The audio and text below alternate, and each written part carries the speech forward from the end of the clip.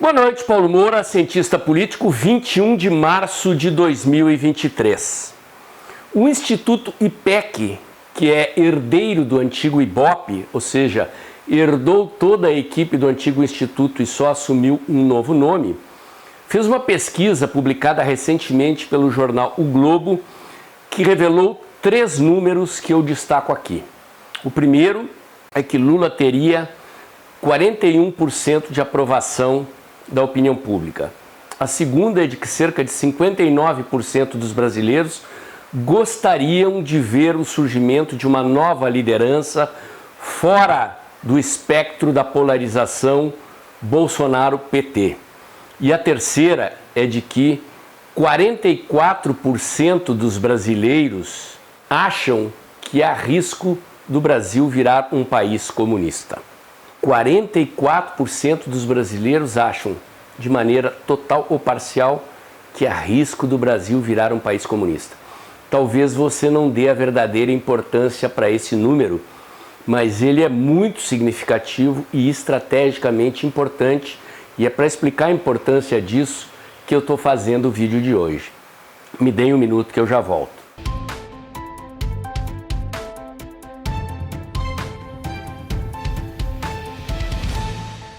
Pessoal, antes de entrar no assunto, 2 recadinhos. Nessa quinta-feira, dia 23, às 20 horas, eu vou fazer uma live aqui no canal com o deputado Luiz Felipe de Orleans e Bragança. Vamos discutir a questão dos conservadores dentro do PL, da bancada de oposição no Congresso. Vamos falar da CPMI do 8 de janeiro e vamos conversar sobre os projetos do deputado e análise da conjuntura política brasileira. Quinta-feira, às 20 horas, aqui no canal. Espero você. Segundo recadinho, mais uma vez, agradeço a você que tem doado pelo Pix do canal. Como vocês sabem, a situação do canal passa por um momento crítico. Desde janeiro estamos operando no vermelho, com o desânimo do pessoal em relação ao resultado da eleição e aos episódios do 8 de janeiro. Estou na batalha para manter o canal e ao seu Pix, que garante o trabalho que eu já faço aqui há quase 3 anos, defendendo ideias liberais, valores conservadores, um Brasil livre, próspero, em ordem e progresso, e ao seu Pix mensal, que garante a continuidade do trabalho que eu faço aqui. Se você puder pingar o seu Pix antes do fim do mês para tentar equilibrar as receitas e despesas, eu agradeço, porque na média eu estou projetando que o canal vai entrar no 3º mês operando no vermelho. Vamos lá, gente. Antes de entrar na discussão propriamente dita, do que interessa aqui, que é os 44% dos brasileiros que acham que o Brasil tem risco de virar comunista, um rápido comentário sobre os 2 outros números, tá? 41% de bom e ótimo, que é o que o Instituto atribui à avaliação positiva do governo Lula, é basicamente o mesmo número que outros institutos têm dado. Todas as pesquisas que saíram recentemente, de fevereiro para cá, dizem que a avaliação positiva de Lula gira em torno de 40%. Vocês podem achar que isso é alto, mas é preciso, em primeiro lugar, comparar este número com os 55% que responderam às pesquisas logo depois da posse do Lula, dizendo que tinham uma expectativa de que Lula faria um bom governo. Portanto, a popularidade do Lula está caindo. Caiu de 55 para 40, 41, e este é o dado importante, esta é a leitura importante desses números. Eu já havia comentado isso há cerca de um mês atrás, quando o primeiro instituto comparou este tombo. Estou chamando a atenção de novo e chamo a atenção para a gente observar os números em maio, em abril e daqui para frente. A minha expectativa é que com o aprofundamento da crise econômica que vem aí, a popularidade do Lula vai desabar. Eu sei que vocês não acreditam em pesquisa, mas vamos acompanhar esse número, ok? Caiu de 55 para 41, 40 e vai cair mais daqui para frente. Segundo número, 59% dos brasileiros aproximadamente espera uma nova liderança fora da polarização Bolsonaro-PT. Gente, eu já vi esse filme. Lá em Porto Alegre, eu morei no Rio Grande do Sul, sou de lá, o PT governou a cidade por 16 anos E depois de um certo tempo do governo PT, quando a gente fazia pesquisas, eu trabalhei praticamente para candidatos de oposição ao PT em todas as eleições municipais lá em Porto Alegre naquele período, aparecia um número alto, sempre acima de 40%, às vezes chegou a dar 62% de porto-alegrenses que queriam um candidato fora da polarização PT-MDB. Lá no Rio Grande do Sul, o MDB era o grande partido de oposição ao PT. No entanto, não basta existir o espaço, é preciso que haja um nome capaz de representar este centro, a tal da terceira via. E o Globo, ao comentar a pesquisa, mostra a cara de Simone Tebet e de Ciro Gomes como sendo a possibilidade dessa terceira via, a aproveitar esta oportunidade que estaria disponível a alguém fora da polarização Bolsonaro-PT. Pois eu afirmo que não basta existir o espaço, é preciso que haja alguém com capacidade, com credibilidade, com popularidade, poder de liderança para superar essa polarização, e até agora essa liderança não nasceu ou não apareceu. O presidente Bolsonaro, mesmo sendo inelegível, será o principal cabo eleitoral de quem vier a ser o candidato da direita contra um candidato da esquerda. Se Lula sobreviver até o final do mandato, acho que ele vai à reeleição porque a esquerda não tem outro nome. Se Lula não sobreviver até o final do mandato, estou falando aqui politicamente, será cabo eleitoral de alguém da esquerda que ele indicou. E lembre-se que em 2018 ele não foi candidato, indicou Haddad e Haddad foi para o segundo turno. Portanto, por mais que o IPEC e o Globo queiram ressuscitar ou dar vida a uma terceira via que não se viabilizou em 2018 e que não se viabilizou em 2022, não basta ter espaço, é preciso ter alguém para ocupar esse espaço e eu não vejo ninguém no horizonte. Dito isto, vamos ao que interessa. Os 44% de brasileiros que acham que há risco de o Brasil virar um país comunista. Vou chamar a atenção para vocês de um conceito da propaganda. Propaganda é simplificação e repetição. A massa não tem condições, não tem capacidade, não tem nível educacional e nem interesse pela política ao ponto de estudar teorias políticas, teorias econômicas, filosofias políticas. É uma minoria intelectualizada que presta atenção nessas coisas. E os comunistas são bons em duas coisas. Primeiro, em meter a mão no dinheiro dos outros. Segundo, em fazer propaganda. Em vender a ideia de que o socialismo e o comunismo são coisas boas associadas à justiça social, à paz social e assim por diante. Na prática, é exatamente o contrário. Vou contar uma história para vocês dessa época lá do Rio Grande do Sul em que imperava a polarização do PT com o MDB. Em 1998, quando Olívio Dutra ganhou a eleição para o governo do estado do Rio Grande do Sul, derrotando o ex-governador Antônio Brito, o MDB, que controlava a Assembleia Legislativa do estado do Rio Grande do Sul, encomendou uma pesquisa para avaliar o imaginário dos gaúchos e tentar entender por que o PT ganhou a eleição. Fizeram várias perguntas nessa pesquisa, mas algumas perguntas tentavam detectar o que as pessoas achavam do socialismo. Perguntadas genericamente sobre o que achavam do socialismo, as pessoas associavam o socialismo à justiça social, enfim, a valores positivos, desejáveis, pelos quais ficava simpático desejar que a sociedade fosse socialista.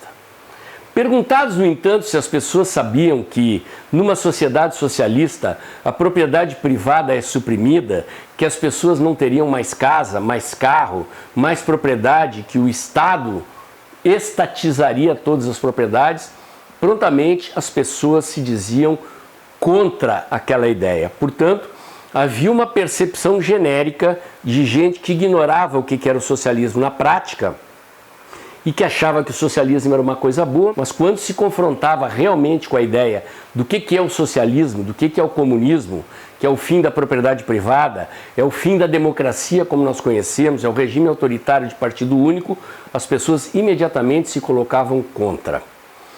O que explica esse fenômeno?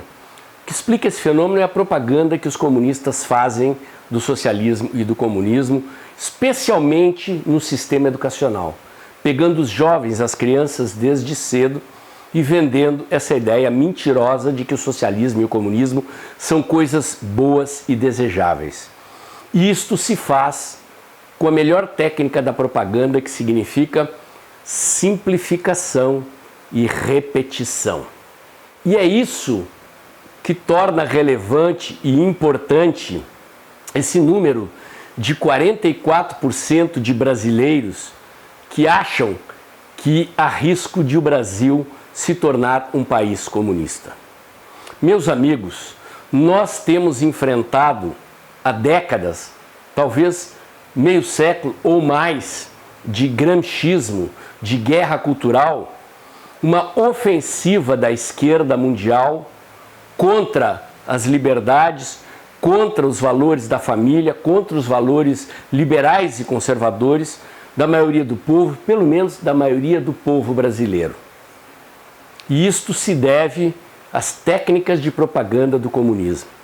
No Brasil, especificamente, depois do regime militar, a esquerda, que foi derrotada na luta armada, adotou a técnica gramscista de guerra cultural, foi para dentro das universidades, das escolas, das igrejas, do sistema de comunicação, do ambiente cultural e durante décadas martelou na cabeça da juventude que há 30, 40 anos atrás era juventude e hoje está no poder dentro das organizações, dentro das empresas, dentro da máquina pública, dentro das igrejas, dentro das redações dos jornais, essa ideia de que o socialismo é altruísta, bondoso e desejável. Pois, meus caros seguidores, meus caros amigos que estão assistindo esse vídeo, em praticamente uma década, eu diria que de 2013 para cá, a direita brasileira conseguiu fixar na mente do povo brasileiro a ideia de que o comunismo e o socialismo não é essa maravilha que a esquerda vende. E isto é uma baita vitória. Isto é uma ótima notícia que eu quero trazer para todos nós e para você que me ouve, num contexto em que a direita brasileira está lambendo as feridas das derrotas políticas que sofremos em outubro de 2022 e em janeiro deste ano. Meus amigos, isto é um alicerce de defesa da sociedade brasileira contra o avanço do socialismo e do comunismo no Brasil. É verdade que isso não foi suficiente para impedir que eles nomeassem Lula presidente, mas tenho uma certeza que esta é uma barreira muito grande para impedir o avanço das ideias da esquerda na sociedade brasileira. Eu atribuo fundamentalmente a 3 fatores esta conquista. Primeiro, ao professor Olavo de Carvalho, que iniciou essa batalha praticamente sozinho, enfrentando o PT contra a avalanche dominante das ideias de esquerda na mídia, no sistema educacional, nas igrejas e no ambiente cultural brasileiro. Ele foi quem plantou as ideias e os conceitos que pautam a direita brasileira, com todas as controvérsias que giram em torno do nome dele, com todas as críticas que se possa fazer, o professor Olavo de Carvalho tem este mérito. Ele não fez isto sozinho. Construiu-se contra o PT uma enorme rede social, e aqui eu não estou falando apenas de internet, de mídia social, uma rede real de pessoas que se puseram a campo para enfrentar a esquerda nas redes sociais e nas redes de relacionamentos sociais reais, que têm apenas uma expressão na internet. O terceiro fator foi o presidente Bolsonaro em campanha pela presidência da República em 2018 e em 2022, mesmo que ele não esteja sentado na cadeira de presidente da República. O professor Olavo de Carvalho foi o autor das ideias que penetraram através da internet, dos cursos dele, num conjunto enorme da sociedade. Não foi o único, é verdade. Há outros pensadores, há outros influenciadores digitais que também contribuíram para essa luta, mas acredito que todo mundo vai concordar que o professor Olavo de Carvalho teve um papel proeminente, preponderante nessa luta. Depois dele, esta rede de influenciadores, alguns, muitos talvez, ex-alunos do professor Olavo, outros que nem sequer tiveram contato com os cursos e com os livros dele, que é o meu caso. Aprendi a admirar, a respeitar o professor Olavo de Carvalho e a ombrear com ele essa luta contra o PT sem ter sido aluno dele.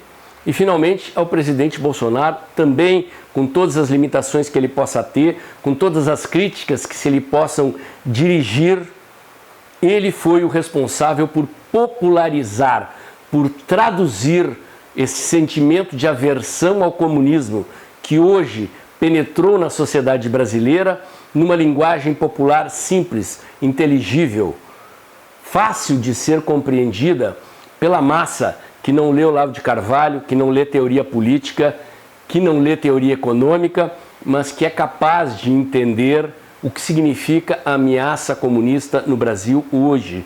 Ameaça aos valores da família, aos valores conservadores, liberais, aos valores cristãos, que são dominantes culturalmente na maioria da sociedade brasileira. Sim, precisamos transformar esses valores liberais e conservadores em politização, em combate político ao PT. Está se criando uma situação na conjuntura brasileira de uma tempestade perfeita que vai se abater sobre a cabeça de Lula e sobre a cabeça do PT.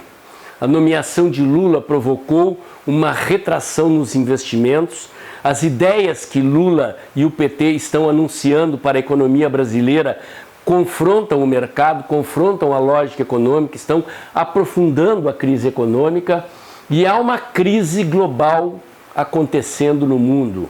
Retração da economia, ameaça de recessão mundial, combinada com os fatores internos e com o desastre que é esse governo. E, finalmente, a possibilidade de que aconteça, junto com tudo isso, a CPMI do 8 de janeiro, que pode depositar no colo do Lula a responsabilidade pela omissão, pela conivência e talvez até pelo incentivo daqueles acontecimentos cujo objetivo foi colocar a direita brasileira na defensiva sob acusação de golpismo. Tudo isso corre o risco agora de se voltar contra o PT e contra Lula. E neste momento, a existência de uma base de pelo menos 44% da opinião pública brasileira que acha que há risco total ou parcial de implantação no comunismo no Brasil, isto é meio caminho andado para que a gente possa eventualmente remover Lula e o PT do governo de novo.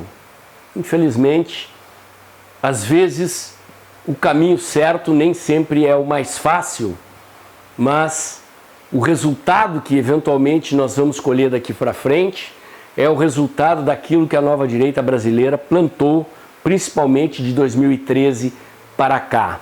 Nós não vamos recomeçar do zero. Este momento difícil pelo qual nós estamos passando será superado e a direita brasileira está muito viva, sim senhor, vai voltar às ruas e vai voltar ao poder. Anotem o que eu estou dizendo. Meu comentário de hoje era esse. Se você gostou, curte, comenta e compartilha. Bota dedãozinho lá, aperta o sininho para o YouTube avisar você quando tem vídeo novo no canal. Inscreva-se aqui no meu canal. Inscreva-se também nos meus outros canais alternativos na internet. Acompanhe meus comentários diários no canal Tempo e Dinheiro, do jornalista João Batista Olive, de segunda a sexta-feira, um pouco antes das 2 da tarde. Lembre-se que o vídeo está terminando, gente. Abre o aplicativo do seu banco, pinga seu Pix mensal aí. O canal está entrando pelo 3º mês consecutivo, operando no vermelho, com despesas maiores que receitas, e a sua doação mensal que garante o trabalho que eu já faço aqui há quase 3 anos, defendendo ideias liberais, valores conservadores, um Brasil verde e amarelo em prosperidade, ordem e progresso. Aproveito também a pedir a você que continue compartilhando os meus vídeos, levando mais longe os conteúdos de análise independente, de informação independente que eu entrego aqui diariamente. E amanhã tem mais. Olá, amigos e seguidores do canal Dextra. Ultrapassamos a marca de 100 mil seguidores no final de 2022 e agora estamos implementando novidades. A última novidade é a criação do clube de membros do canal. Por apenas R$ 4,99 por mês, você terá acesso a conteúdos exclusivos, 4 lives mensais, com direito a perguntas e respostas para aprofundar e esclarecer aquilo que você gostaria de entender melhor no cenário político brasileiro e internacional. Um detalhe, o botão Seja Membro não aparece para quem tem iPhone. Então, se você tem um telefone da Apple, entre no site através do seu navegador no computador e clique no botão Seja Membro. Aos usuários de outros sistemas operacionais, o botão Seja Membro aparece normalmente. Conto com vocês, apareçam lá no Clube de Membros do canal Dextra.